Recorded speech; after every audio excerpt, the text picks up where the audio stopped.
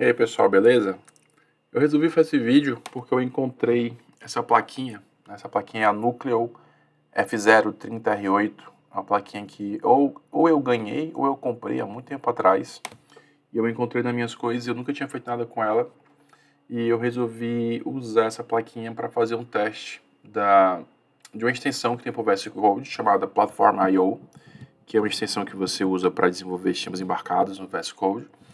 E também resolvi testar o Zephyr, que é um sistema operacional em tempo real da Linux Foundation, né? Então eu queria ver como é que funcionava nessa plaquinha, que é uma plaquinha, acho que é de 2016, essa plaquinha é da ST, tem um ARM F0 nela, um ARM Cortex F0, né? Já um negocinho já faz um tempinho essa placa. Então vamos ver como é que ficou isso. A ideia é só para a gente poder falar um pouquinho como é que foi essa experiência. Então, o Platform.io, né, é um plugin. Ele também pode ser utilizado na linha de comando, mas eu usei como plugin. É um plugin para o VS Code. E ele permite que você trabalhe com centenas de placas e vários frameworks, tipo Arduino, permite você trabalhar com FreeRTOS, permite você trabalhar com o Zephyr para algumas placas.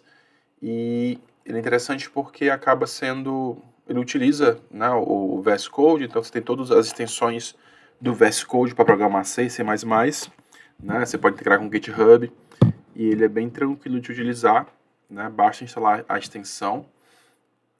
E a ideia também seria utilizar o Zephyr, né, que é um sistema operacional em tempo real. Ele é mantido pela Linux Foundation, então a Linux Foundation só mantém 2 sistemas operacionais, o Linux, e agora ele mantém o Zephyr. Ele é feito para dispositivos pequenos, simples, né? Tanto é que essa plaquinha que a gente vai utilizar, eu acho que ela tem 8K de RAM apenas, né? Eu não me lembro quanto de flash tem, eu vou dar uma olhada quando for compilar aqui. O Zephyr, ele suporta uma pancada de arquiteturas, são muitos microcontroladores, são suportados pelo Zephyr, e o pessoal está utilizando aí para IoT, para dispositivos vestíveis, sensor, automação, tem muitas bibliotecas, você permite que você crie um código muito portável, porque o mesmo código que você cria para o Zephyr, ele não depende do microcontrolador alvo, então você consegue portar facilmente esse projeto, e a ideia é a gente poder testar um pouquinho, falar um pouquinho sobre ele, né? O Zephyr, ele utiliza essa funcionalidade, né? Podemos chamar de funcionalidade, device tree, que é a forma como ele faz para abstrair os periféricos, né, dos microcontroladores alvos, né? Então, basicamente, é um arquivo de configuração onde você indica o hardware, tudo que tem na placa e o que tem dentro do microcontrolador no device tree. Ele é inspirado no device tree do Linux, né? E é aí que você tem essa questão da portabilidade, porque pelo device tree eu consigo acessar, por exemplo, se minha placa tem um LED, tem um botão, né? Eu consigo acessar sem endereçar, vamos dizer assim, endereçar de maneira específica o pino do microcontrolador que está ligado naquele LED ou o pino do microcontrolador que está ligado no botão. No exemplo que a gente vai criar, a gente utiliza o device tree para obter, né, o LED da placa e para obter o botão. Claro que para isso existir, essa placa foi criada, né, dentro do Zephyr, e existe uma forma de você criar novas placas, caso você tenha uma placa específica, você consegue criar um arquivozinho para configurar e indicar, né, quais são os periféricos, quais são, né, os recursos de hardware que tem naquela placa. Então, basicamente, a gente vai utilizar o GPIO. Então, eu vou ter um botãozinho na placa, que é um botãozinho que é acessível, esse botãozinho azul aqui está na foto. Essa foto não é daqui a placa que eu tenho, é uma placa diferente, mas é parecida. E a placa também tem um LED, que é um LED que a gente vai usar para piscar, tá? Então, a ideia é que a gente utilize as definições do device tree para acessar o GPIO. Depois vamos utilizar a API do Zephyr para fazer a configuração dos pinos, um pino como entrada, outro pino como saída. E a ideia é que um dos pinos, o pino de entrada, a gente possa utilizar a interrupção de mudança de nível, né, para poder capturar o evento de mudança de nível e poder saber se a pessoa apertou o botão. Tá? Então vamos ver aqui mais ou menos como é esse código. Então aqui, ó, eu peguei trechos do código que eu criei lá no VS Code, só para a gente poder ver. Então, ver que eu criei um define aqui, define LED node. Eu uso aqui uma macro DT alias, que é a macro device tree alias, é o apelido, né, que ele usa para nomear os recursos. No caso, esse LED 0 seria um dos LEDs que a placa possui, né? Em seguida, né, a gente declara essa estrutura GPIO DT Spec, que é uma estrutura que ela vai indicar para a gente para poder acessar o pino desse LED, né? E aí para isso eu chamo essa macro GPIO DT Spec Get, passando lá o meu LED node, né, o alias dele, né? E aqui esse GPIOs é para ele saber que é um GPIO. Mesma coisa para o botão, né? Uso lá o alias, no caso o SW0 seria o switch 0, né? Botão 0. E crio também um GPIO DT Spec button, que eu vou usar lá embaixo para poder fazer as configurações dos IOs, né? E aí ele tem algumas funçõezinhas básicas da API. Eu não vou mostrar todas, vou mostrar só as que eu utilizei. Então, basicamente, aqui a primeira função, GPIO pin configure DT. Eu passo um ponteiro para uma estrutura daquela, né, DT Spec, no caso aqui é o LED, e digo aqui que eu quero colocar ele aqui como saída, né? E aqui eu tenho um GPIO pin configure DT, passo lá o ponteiro para a estrutura do button e coloco ele como GPIO input.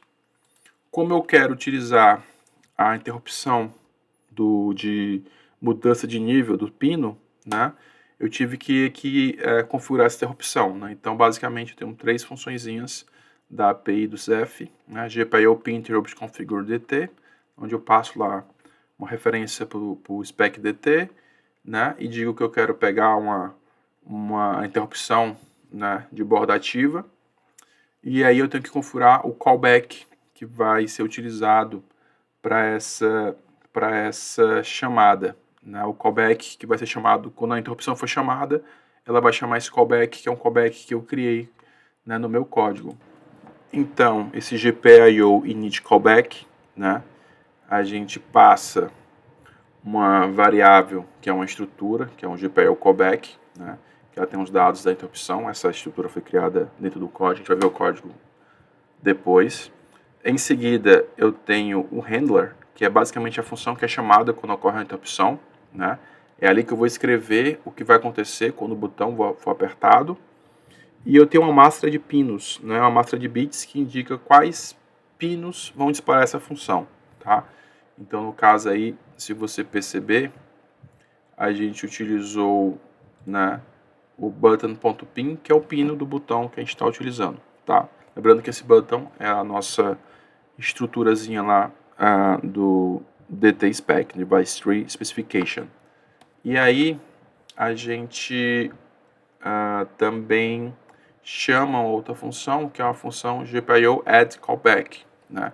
Que essa realmente registra o callback na porta do GPIO, né, e ativa a função interrupção, né? Então, basicamente, a gente passa qual é a porta, né, qual é o pino do GPIO que estamos utilizando, e a gente passa, né, a estrutura que foi inicializada lá na função GPIO init callback. Então, são 2 funçõezinhas para a gente poder fazer isso. Essas funções retornam valores se foi configurado ou não. No caso, eu não estou capturando esses valores, eu parto do princípio que vai funcionar.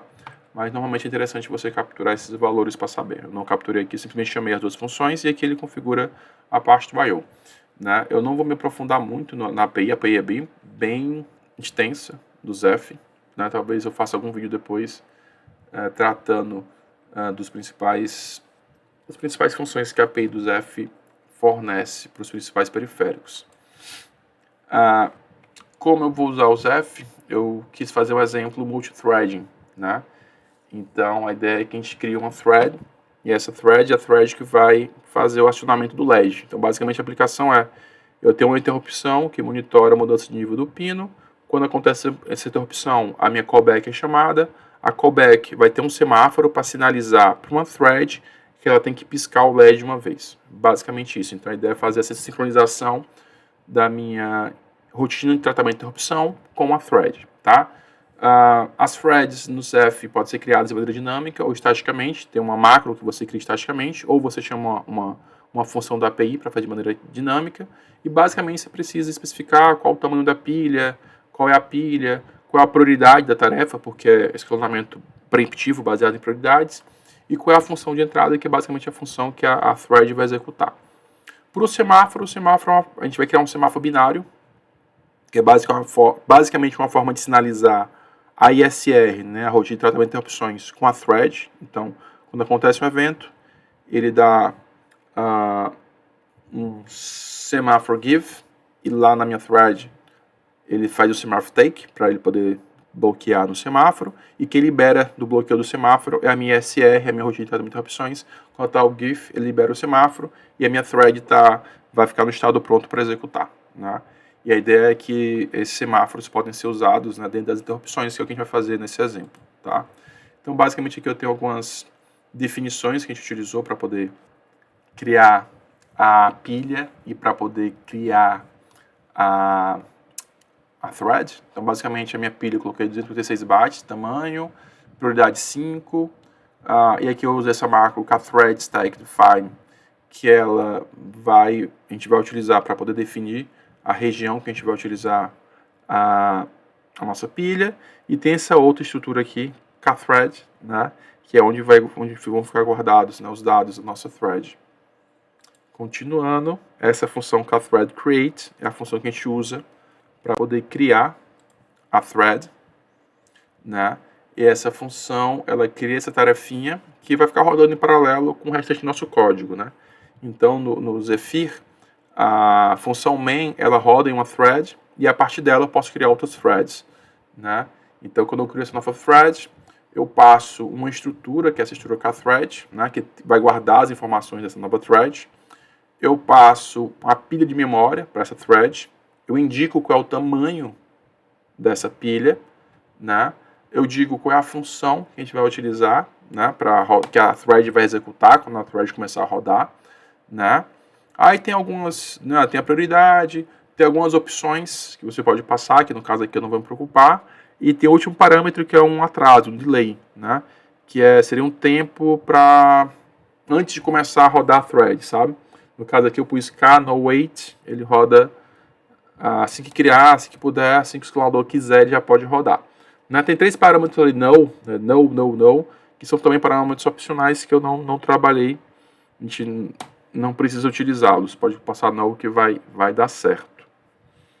Tá? Que mais nós temos aqui?